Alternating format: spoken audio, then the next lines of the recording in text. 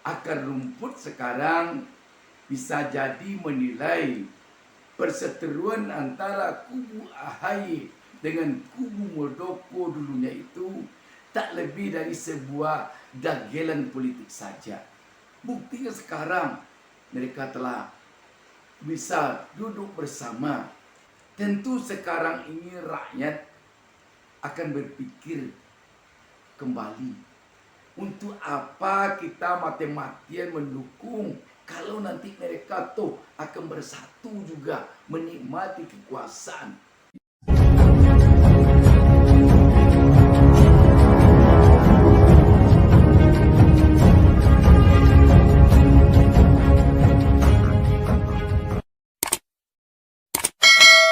Assalamualaikum warahmatullahi wabarakatuh. Alhamdulillah kita dapat berjumpa kembali. Saya Bustaminarda tak lupa mendoakan kepada Allah Subhanahu wa taala semoga seluruh pemirsa selalu mendapatkan keberkahan hidup dari Allah Subhanahu wa taala, Tuhan Yang Maha Esa. Sahabat BN, ini satu informasi yang menggembirakan di satu sisi, namun juga mengecewakan di sisi lain. Kita tahu bahwa beberapa waktu lalu di Partai Demokrat terjadi gemuruh perseteruan yang sangat tajam antara Ketua Umum DPP Partai Demokrat AHY dan Ketua Majelis Tingginya yang adalah ayah dari AHY sendiri, SBY atau Susilo Bambang Yudhoyono, dengan Muldoko. Dan kita tahu Muldoko adalah Kepala Staf Kepresidenan KSP. Kenapa? Karena menurut kubu Demokrat yang berada di sisi AHY dan SBY, Muldoko CS berupaya untuk mengambil alih kepimpinan Partai Demokrat dari tangan AHY. Sehingga waktu itu disebutlah Muldoko CS sebagai pembegal atau pencopet Partai Demokrat. Karena Muldoko bukanlah anggota atau pemegang KTA, kartu tanda anggota Partai Demokrat. Kita tahu waktu itu betapa sengitnya perseteruan.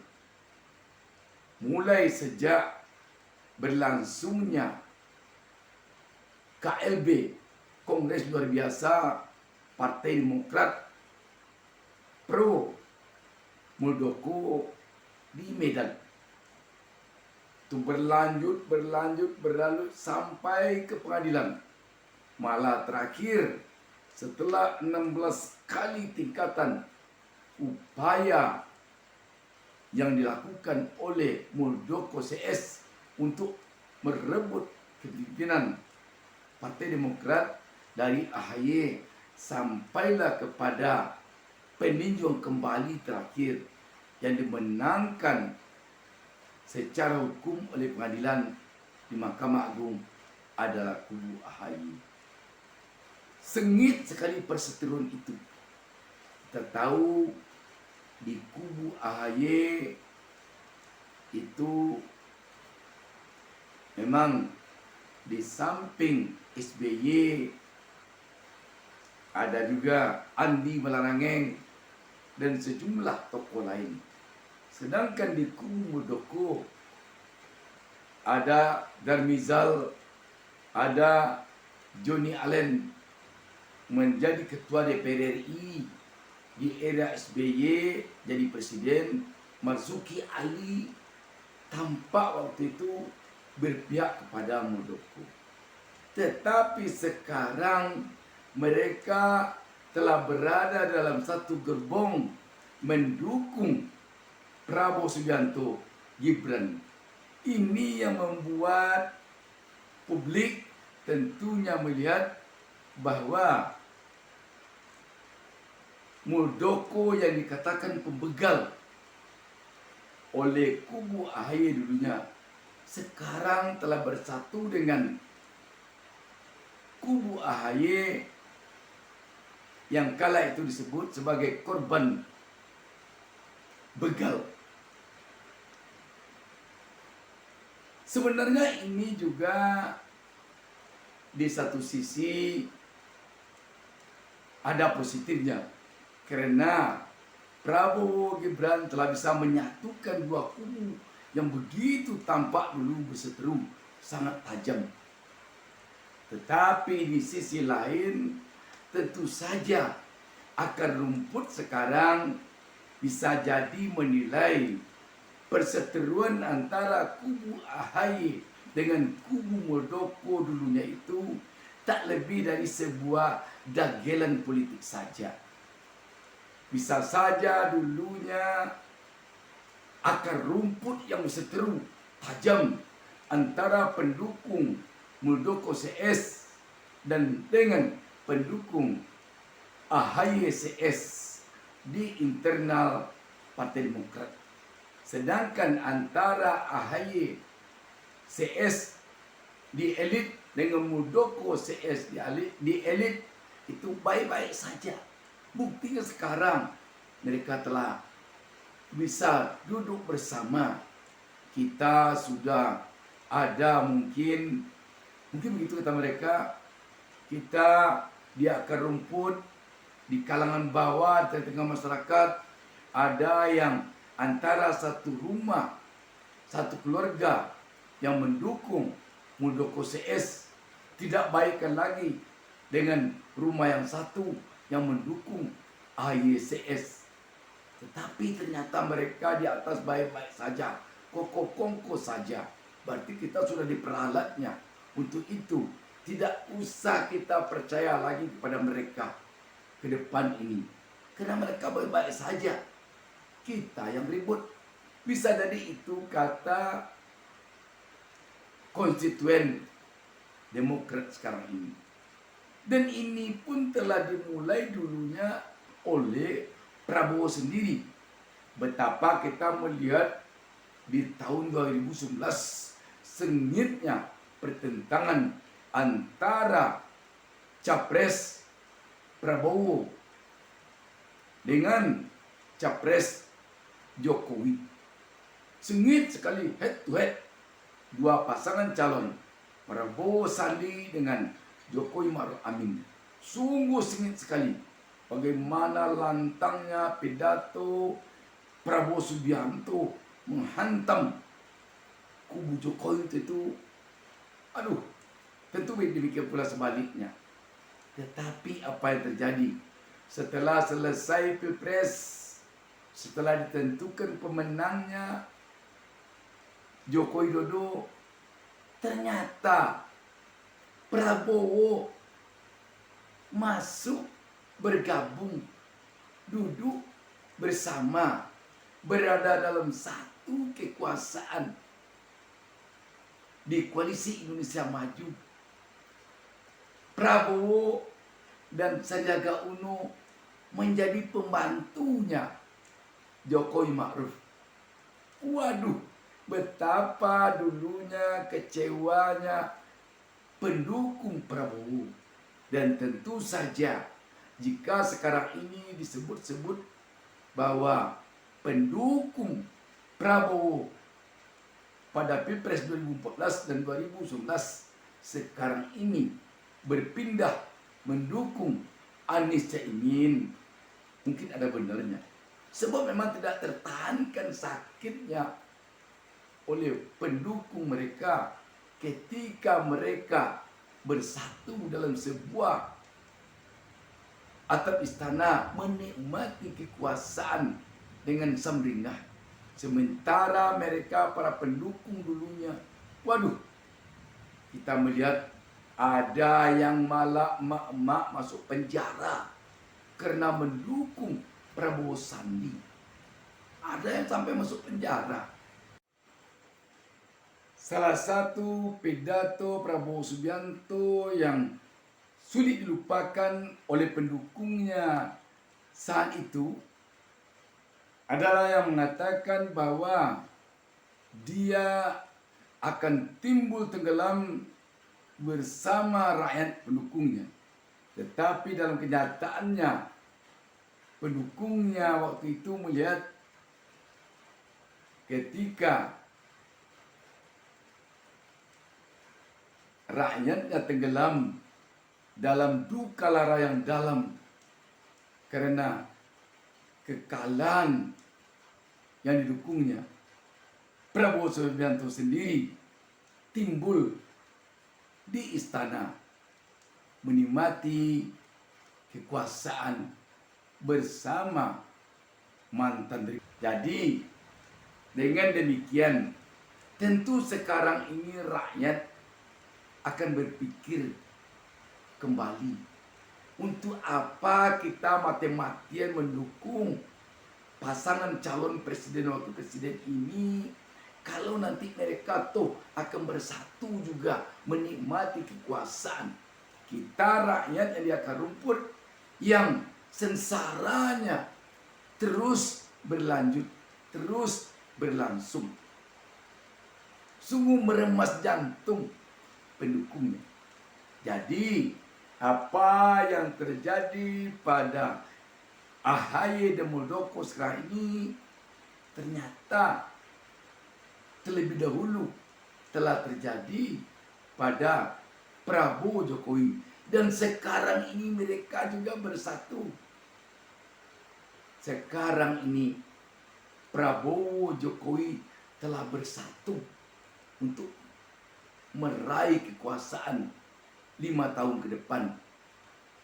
Prabowo sekarang ini capres, sedangkan cawapresnya anak Jokowi yang bernama Gibran yang baru berusia 36 tahun. Sekarang ini di antara 3 paslon Pilpres, Anies Baswedan, Caimin atau Amin, Ganjar Pranowo, Mahfud MD, Prabowo Subianto, Gibran, pasangan yang tertua dan yang termuda terletak pada pasangan Prabowo Gibran. Prabowo sekarang ini telah berada di usia melewati 70 tahun. Tahun 2024 nanti sesaat pemungutan suara berlangsung, kalau kita tidak keliru Prabowo telah berusia 72 tahun. Usia orang Indonesia yang sungguh telah berada di hari senja. Sedangkan Gibran baru berusia 36 tahun. Usia yang terbilang sangat-sangat muda untuk Indonesia di era sekarang. Bahkan itulah yang bikin heboh kemarin ini, ketika MK yang ketuanya paman dari Gibran, adik ipar dari Prabowo, dari Joko Widodo maksud kami, Anwar Usman, di MK mengabulkan gugatan Fanya Gibran, mahasiswa dari Solo, yang isi putusannya untuk usia minimum atau minimal capres-cawapres 40 tahun seperti dalam undang-undang yang ada selama ini, kecuali ini yang bikin heboh, kecuali telah menduduki jabatan kepala daerah, apakah wali kota, bupati yang dipilih melalui pemilu. Inilah yang melempangkan jalan Gibran, keponakannya Anwar Usman, sehingga terjadi heboh karena menurut para pakar, rakyat memberikan amanah kepada Mahkamah Konstitusi adalah menguji suatu undang-undang apakah berlawanan atau bertentangan dengan Undang-Undang Dasar atau tidak. Tetapi pada putusan ini MK bukan lagi sekadar menguji suatu undang-undang apakah bertentangan atau berlawanan dengan Undang-Undang Dasar, tetapi telah menambah narasi undang-undang yang tidak ada pada undang-undang yang lama, yakni boleh menjadi capres atau cawapres kalau dia telah punya pengalaman menjadi kepala daerah, apakah bupati atau wali kota, walaupun usianya belum sampai lagi 40 tahun. Seperti Gibran yang baru 36 tahun. Pakar banyak yang mengatakan bahwa MK dalam hal ini telah membuat putusan di luar kewenangannya. Dan kita melihat, kalau kita tidak keliru, ada 15 pakar hukum tata negara atau guru besar hukum tata negara yang memprotes, memberikan laporan atau pengaduan ke lembaga etik Mahkamah Konstitusi, yakni Majelis Kehormatan Mahkamah Konstitusi atau MK yang sekarang prosesnya sedang berjalan.